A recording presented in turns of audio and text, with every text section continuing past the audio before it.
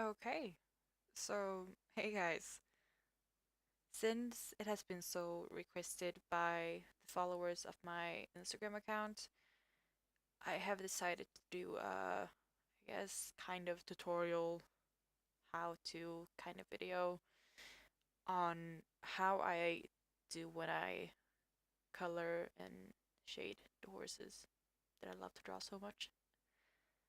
I don't know if this will be helpful because I'm not good at explaining stuff because I'm just not, and especially not in English. So bear with me, and I will try. I will try my best to make this video somewhat helpful. Um, I will not show you. I will not go through like how you should think when the sun is in that position or the object is in that angle or stuff like that. I will just show you how I work with the colors and how I blend, and I hope it will be somewhat helpful. And also, I originally actually did record while I was drawing, but that audio it wasn't the best because I wasn't really speaking clearly. Which I'm not doing that now either. I know, but I'm trying. I'm trying this time. And I have a cold, so my voice is a bit off. But like I said, I hope it will be helpful, and I will try to, well, do this like making it somewhat good. That was so awkward. I'm cringy. I know. I'm sorry, but like I said, I'm going to show you how I do when I shade, when I color, when I blend, and how I think when I am like choosing a palette. Kind of. It will be fine. So yeah, let's get started, I guess. Okay, so obviously this time I've already drawn the face and stuff like that, so I'm only going to show you when I color. And here you have my palette. And one thing that is good to know is that brown horses, because this will be a brown horse, they're not just color brown. They have multiple colors in their coat, which I will show in a picture of my own horse. See here. And as you can see when I use the eyedropper tool, I mean, there's almost orange, red, brown.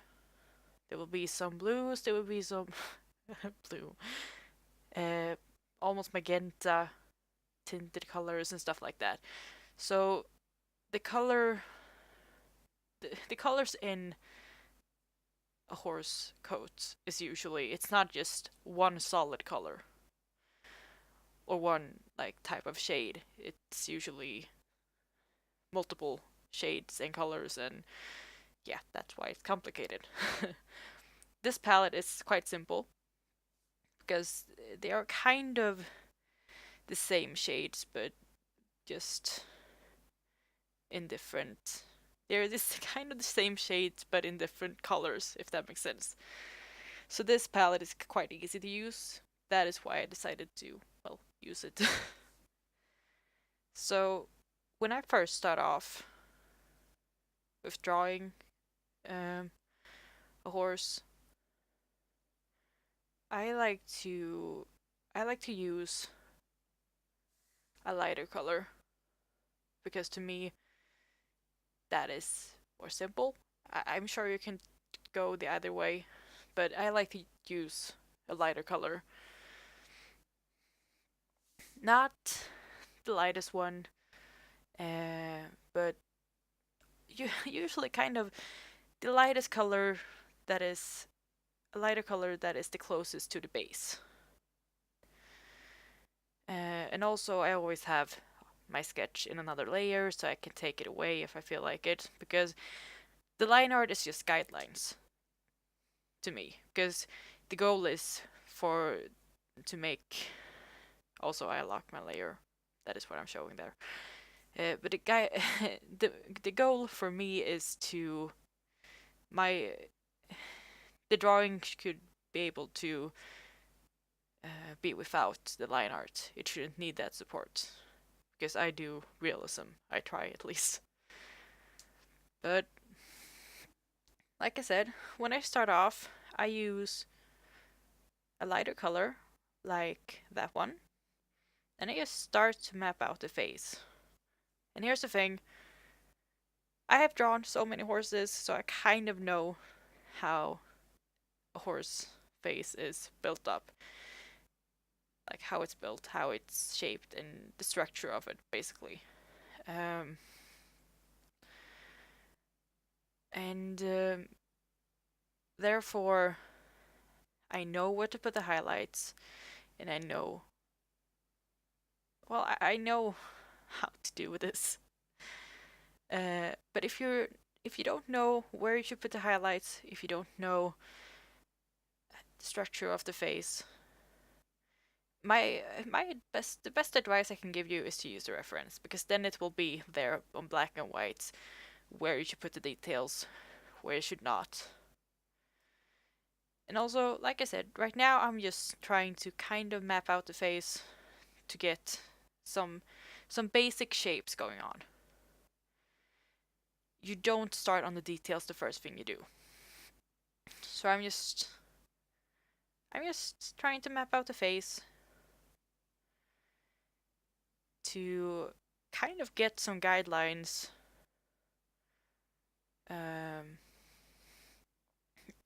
just based on the colors. And also, like I said, I use just a color that is slightly lighter than the base color, because if I use sorry if I use it like a color that is too light, it usually, to me, it makes it much more difficult to blend. And also, when I use how to explain it, but when I use the lighter the color I use, or the same thing with the darker the color, the less I use it, because the highlights, I don't want them all over the face. I just want them to be just where I need them, I guess. But like I said, use a reference if you don't really know what you're doing, because I don't know what I'm doing, so I usually use a reference. This time I obviously does not use a reference, which maybe I should have, just because it would be easier to explain, but whatever. It's good enough. So I hadn't really show you guys, or I haven't told you guys, I guess, how I shade, or how I blend, I mean, because I use the eyedropper tool, which I've been using now just to blend the colors out a bit. And I use, every time when I'm drawing, I use a round and hard brush with different percent on flow. Usually when I draw with the drawing tablet, I have 60 or 50%. So the thing is, what I do when I blend is, if you look at this line, if you can see, it actually fades out a bit at the ends when I draw a line, and I pick up the colors in the end. And you can do this with mouse also, but you need to go down on the flow to maybe 1 or 2%. The thing is, I do now, which I will show you, is I pick up the colors in the outer corners, like so, and then I just draw. like you can see there, and then I pick up the colors again, and that is how I blend. So in the outer corners, I pick up the colors, and as they fade out, I continue to pick up the colors. And like I said, that is how I get the blended effect on my drawings. So yeah.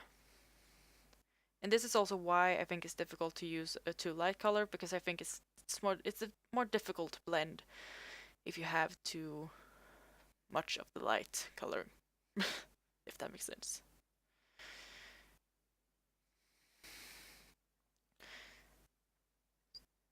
So I do that pretty much everywhere because I don't want sharp edges. I want it to be as like I want the transitions between the colors to be as smooth as possible. So I'm just picking up the colors to make kind of a smooth surface in a way, although it shouldn't be flat. So that is how I do. So now I will be quiet for a while, but I will tell you what I'm going to do. And I will choose a lighter color and continue what I'm doing right now. And the lighter the color I use, I guess uh, the less I will use it. So I'll just continue to map out the face and try to get some structure in it. And I will come back to you when I feel like there's something more that I can say or tell you guys. And like I said earlier, and I will I will say this multiple times because otherwise there will be someone being like, "Oh, but you didn't understand why there should be why you did like that and stuff." Use a reference if you don't know what you're doing or if you just need to practice. That is the best way because then you know where to put the highlights. And I will try to make a video on how I do when I use a reference because it's a bit different. Not in the blending, obviously, and stuff like that, but just how I look at the picture. So I will just continue working and let you guys watch. And yeah, there's that. Okay, so now I have started to put, or I'm about to start to put the shadows in, or the contrast, I guess. And just like I did with the lighter colors, I will not take the darkest color I have. I will take one of the lighter shades of the dark colors and with very very like light pressure on the pen, I will start to, well, put the shadows in. And like I said, I work exactly the same as I did with the light colors, meaning I work very the darker the color, the less of it I will use, probably. Okay, it just for this drawing at least.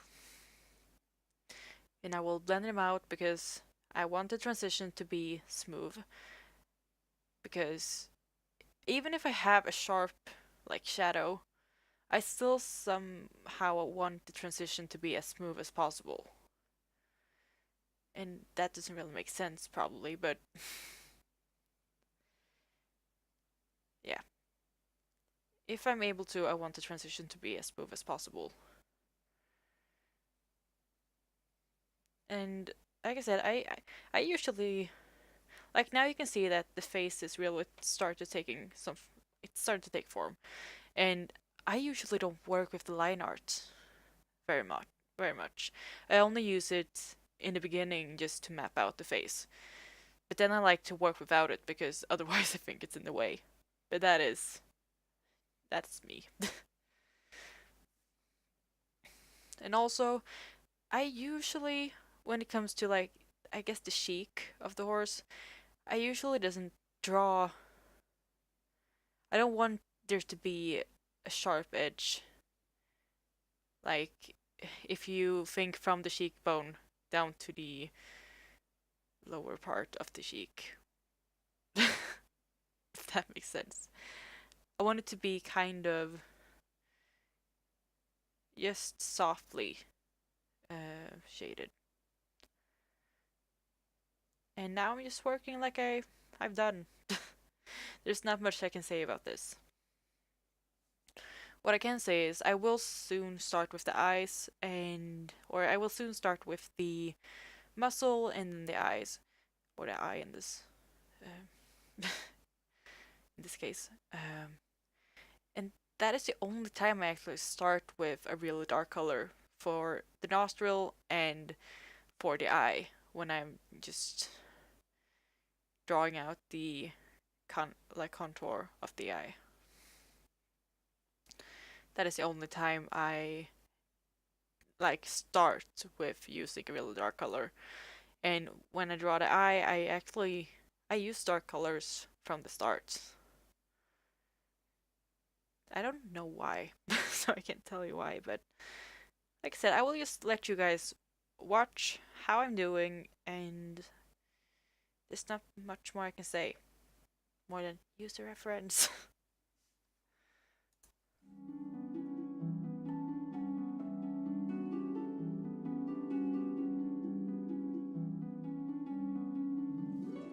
So, I'm done.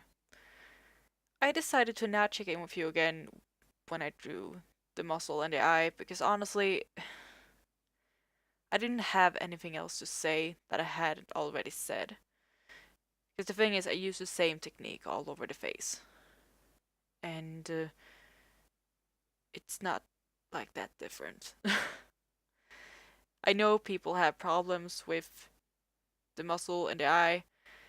Um, but that is like. Use a reference. I know I'm nagging about it, and I'm going to continue to nag about it. Because by using a reference, that have helped me so much in my art to see details and memorize details. That is why I could do this drawing without a reference. So use a reference for your drawings. If you're not certain if you need to practice or both. Because that will help you so much. But still, it's good to draw without a reference every now and then just to, I guess, test your abilities.